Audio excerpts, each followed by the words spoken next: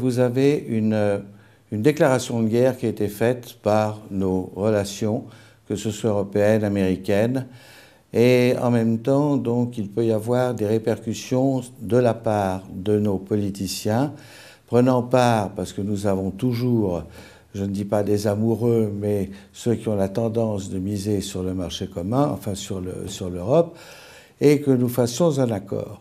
La base de la société libérale suisse, c'est la protection de la sphère privée, ainsi que la question financière. Ils savent pertinemment que la Suisse ne peut pas être attaquée, même si nous sommes en guerre, mais on peut faire une guerre aussi par les chancelleries.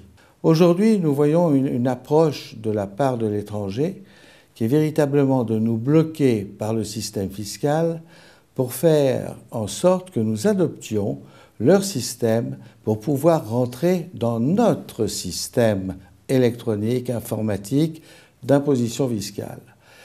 Alors, et d'un autre côté, nous avons le risque, c'est que nous avons des gens chez nous à Berne qui se laissent aller aux sirènes de l'étranger et qui demandent justement, dans la nouvelle révision prévue de la législation fiscale, prévue par le Conseil fédéral, de se diriger petit à petit dans la direction de l'étranger.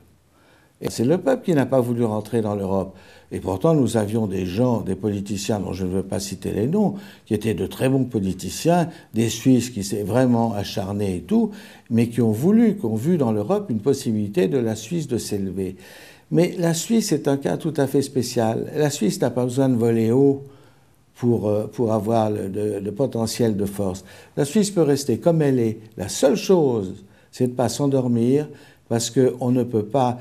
Il faut toujours penser à une chose. Quand on a les sourires de l'étranger, un Japonais dirait que derrière le sourire, il y a un poignard.